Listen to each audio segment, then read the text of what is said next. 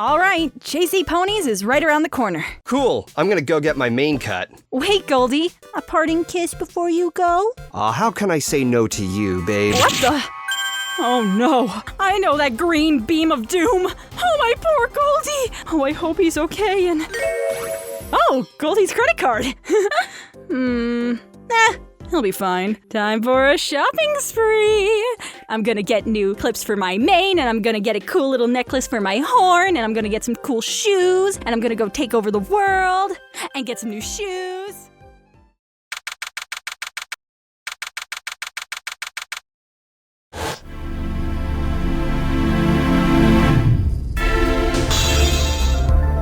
Ah, there you are, Mr. Code. What are you doing here on the bridge? Hey, Judge, it's a new test for the teleporter. I think it's finally gonna work this time. Do I still have time to run? Ha! Funny. I'm thinking it might be a room issue. Directly beaming objects into the compact courtroom might be messing with its coordination, so I'm gonna try here on the much bigger bridge. I'm gonna teleport that old empty crate from storage. You know, the one next to the crate of aggressive robotic spider drones. Well, I can't wait to see this fail. I'll go grab some popcorn. We'll see about that. Commodester, commence teleportation. 200% power. What? Well, as we've seen multiple times, the damn teleporter never works, so maybe going beyond maximum power will yield some level of success. Mr. Code, that sounds very dangerous. Perhaps... Can't hear you. Activate teleporter! Huh? Did it actually work? Is that the crate? Uh-oh. Ah, you fool! I mean me, fool! I can't see! Ah, my eyes, it burns! Oh, I can't see! Oh, gross! The first comment's gonna be ship it. I kissed another stallion. Gross. Hey, buddy, who the hell do you... Wait, where the hell am I? Wait a second, I know who you are. You're that lawyer dude who's been haunting my girl's nightmares. I'm okay. Just a MasterCode dream again. That's the 4th time this week. Yeah, but I think it's all over. Hey, do you guys mind? You're hogging the blankets. Well, clearly if she's dreaming of some pony as good looking as me, that's not a nightmare, that's a fantasy. Sounds like she wants to be with a real stallion. Oh crap. This is not going to end well.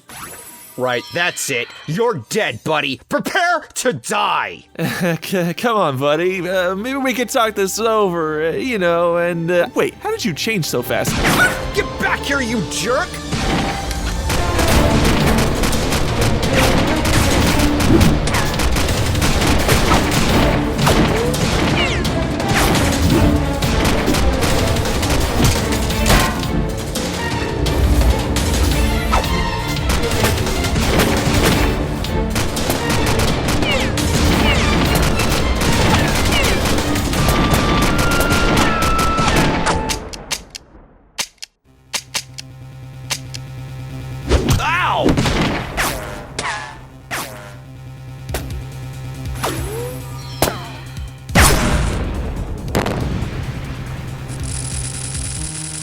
Oh crap.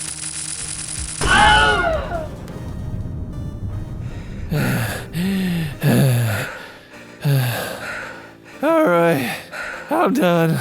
I'm pretty good in a gunfight. Yeah, you too.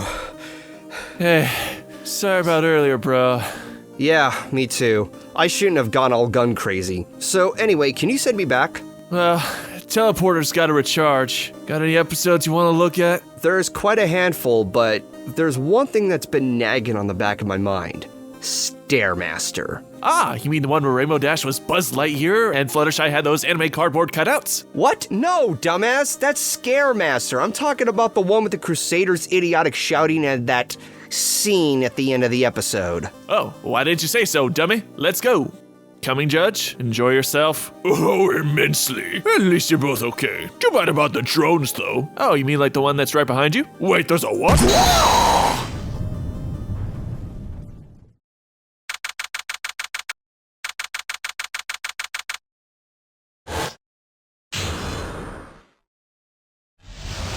The CMC of Fluttershy arrive at Carousel Boutique. What the hell was that? that? A pointy sign?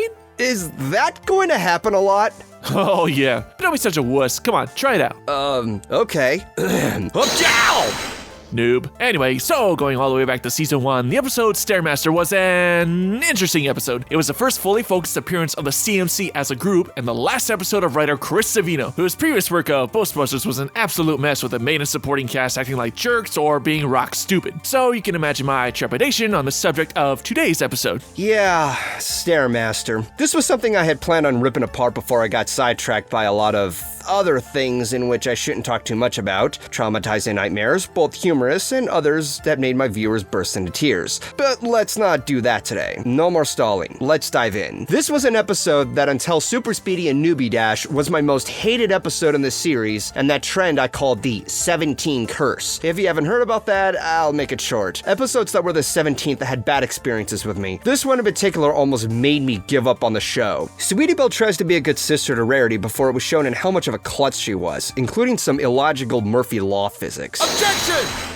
Hey, I was gonna say Murphy's Law. Milo Murphy's Law? Boo! Get on with it! But Judge, he stole the thing I do. Okay, your point? Shut up! Just continue your point. But you were the one who called objection. What is this, Alice in Wonderland? But you stole my... the thing, and the place, and the... I give up. Something tells me we're going to get along very well, aren't we? Well, we've already made out once today, so... Don't remind me. Anyway, on to the episode. Another first in the series is seeing the relationship between Rarity and Sweetie Belle, and they have a realistic sister portrayal with the younger sibling driving the older up the wall. Sweetie Belle's kind of an airhead, but means well, and Rarity, despite in full production mode, takes time to console her sister's cutie mark plight. And it seems overall, Chris Savino learned from his previous mistakes and actually getting the characterization of everyone light years better, in that they're acting like their normal yet diverse selves. What a concept. And it's called Sisterhood Social. Next. Cutie Mark Crusader sleepover at Rarity's. Yay! Objection! Ugh. This is one of the things I hated about this episode. This shout of theirs was so annoying and stupid. I get that they're kids, but even when I was a child, I didn't say some random phrase like that with a group of friends. I didn't have any friends growing up. But this was just obnoxious, hearing them say that out loud. And this comes from someone who started watching the series from the pilot episode and the rest chronologically. Yeah, it's moments like these why I never want to fold. Again, this being the trio's debut this early in the show, we haven't firmly established their group's personality dynamic, and we see them running around acting like a bunch of rambunctious kids, and even though the shouting does get annoying, as far as kid character archetypes go, I think they were given a realistic portrayal. They're acting weird, being spontaneous, and not listening to authority figures. But again, I can't fault on the realism of acting like kids here, and they do have some charming scenes here and there throughout the episode, coupled with their upbeat, positive attitude makes them interesting and likable characters. There are better ways of having a charm of a kid who acts weird naturally and realistically, and this is hardly the best example to connect with. First case in point, Lilo, from Lilo and Stitch. Lilo was odd, sure, but she was at least an individual who had trouble making friends. This does affect a lot of kids, but even she knew her ground. Another example, Aang from Avatar: The Last Airbender. Aang is a very silly kid who uses his bending techniques for many things, but he had a lovable charm to it. Third case in point, Finn from Adventure Time. I don't think I need to say much else here. He uses modern slang with a dog, but with a very innocent type of charm to it. Here, however, we're supposed to find these three fillies likable, and it's done the complete opposite because even by the standards of season 1, it feels like the writers just assume how kids acted without establishing the connection. And this is supposed to be a family-oriented show. How do you fuck that up? The CMC have their sleepover at Fluttershy's. Hold it! En route to Fluttershy's, we run into Twilight, who is flimsily thrust into the plot for the sake of a friendship lesson, and her role is completely unnecessary in this scenario. And she's going to Sakura's for tea. You know, before the later seasons when the Everfree eventually became this tourist attraction that it is now, this is one of the most dangerous locations in Equestria, and I hate how the show over time has diminished the level of menace with this location. Oh, I'll save that for later. Yeah, but seriously, who's stupid enough to travel to a hostile location for something so menial? What the hell is that?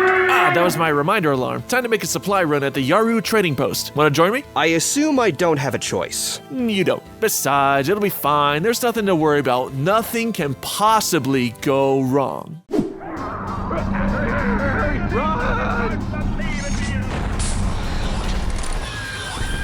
Nothing could go wrong my flank. You didn't tell me that this place is infested by an army of robot, ninja, monkey, pirate, shark, Hitler clones with mustaches. Hey, this place has the best Q-tips and toilet seats in the universe at 30% off. Frugality, baby. Ha, now who looks stupid?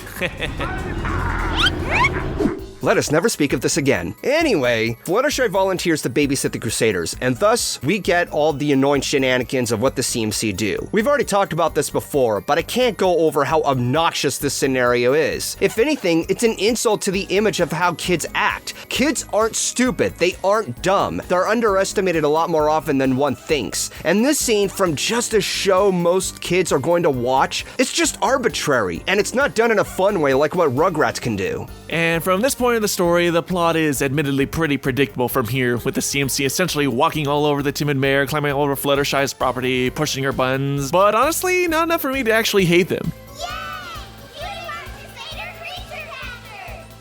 Don't press your luck. Though there are some interesting scenes that make the episode entertaining, like the girls' various shenanigans, like the creature catcher scene, which admittedly is kinda cute, and then repairing the table was some good deadpan humor. Well, I can't argue with that. The creature catcher scene and the hammer scene were harmless in contrast to them running around like a bunch of mindless dummies. In fact, near the end of the scene, the Crusaders get Fluttershy to snap when they attempt to catch her chickens in the chicken coop. Watch where you point that thing! Sorry, but hey, we skipped over the lullaby scene. Oh, yeah, I have mixed feelings about this scene. On the one hand, Sweetie Belle is cute singing this in a loud Showtime tune. At the same time, because of how loud it was compared to Fluttershy's lullaby, it once again attempts to play out the mindless rambunctiousness of their antics again, which later triggers the chickens to start running away. The song itself isn't bad, but the scenario doesn't help the episode. Fluttershy's lullaby was a beautiful, sweet-sounding adaptation, but was much too short. Sweetie Belle's version is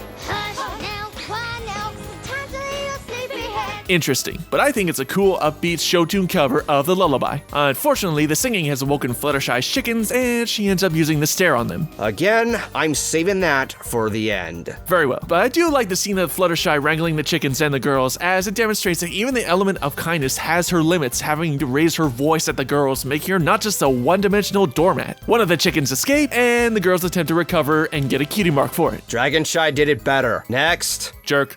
A CMC and Fluttershy descend into the ever-free forest. Hold it! This includes them arguing at each other while being so oblivious to the dangers surrounding them. I didn't mind too much of the scenario until the chicken joke. Now I know how to call a chicken. Skidaloo! Skidaloo! That's so funny I forgot to laugh. This wasn't even funny the first time, and what's worse, it's unintentionally offensive towards Scootaloo's inability to fly as shown in Flight to the Finish. While not as harsh as Diamond Tiara's attempts were, this joke was played up so much in the fandom, and then you have the cart design in the Carts Before the Ponies, where the cart is an orange chicken. We get it, DHX. Some of the Pegasi look like chickens or swans. It's not that funny. It hardly ever was. This isn't funny!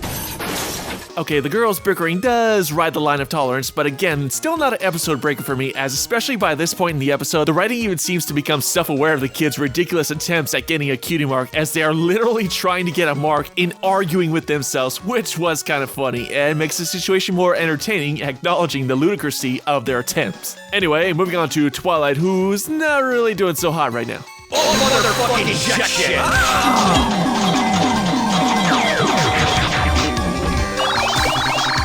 Why the That's it. That's the breaking point for me. This scene is why I hated this episode so badly at the time. Keep in mind, this isn't until the premiere of Season 2 that I had a different impression at the same time, and even then there are still concerns and grievances I have with this scene. Having someone in a tough situation only to be noticed out of luck is something I can only tolerate so much, depending on the situation. But in this scene, I couldn't stand it when you're killing off your main protagonist. What sick fuck thought that this was a bright idea? Who thought that this was a clever idea to try to put someone in a situation where they're not only turned into a statue, but going unnoticed where you could be in this state for eternity? Fluttershy only knows of it as shown at the beginning of the episode, and when you consider a character who's too soft-spoken to be noticed, that's a major problem. Now, killing off characters I'm used to. Mufasa's death, Littlefoot's mother in The Land Before Time, Koda's mother and brother Bear, and so on. But those scenes were there to challenge the main protagonist in this scenario that took itself seriously. Unlike Unlike those, though, let's talk about that forest scene that I was saving earlier in the review. The whole point of the scene, along with the moments with the CMC, was to illustrate how threatening the forest is, especially according to the pilot episode. The only problem is, everyone walked in and out in other episodes. In Bridal Gossip, the entire group of characters walked in when encountering Zecora, including Apple Bloom. In Swarm of the Century, Twilight ran in and out without a threatening creature in sight, just that Parasprite. The entire purpose of having Twilight being turned to stone was completely pointless. Not only that, but in an episode where little kids were watching this.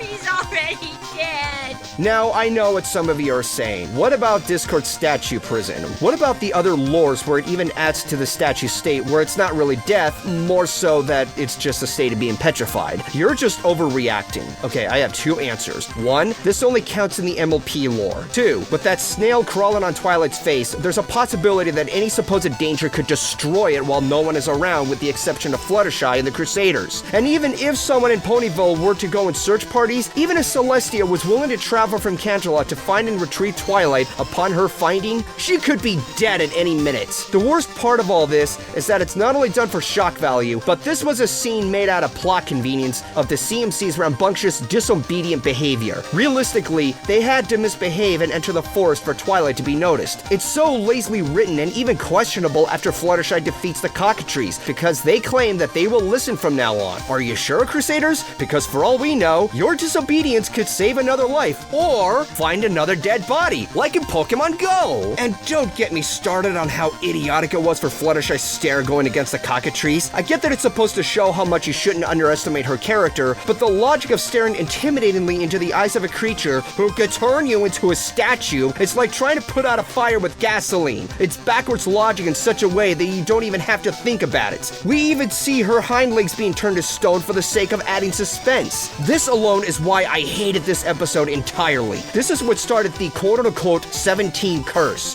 You could say as much as you want on how much I'm overthinking on this episode, but this immediately came to my head, and it's just downright sick.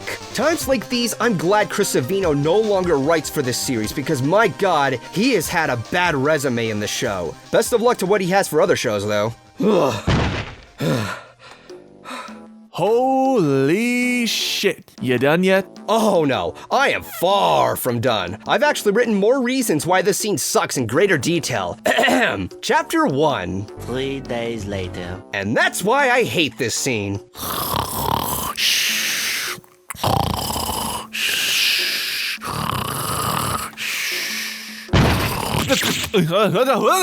are you?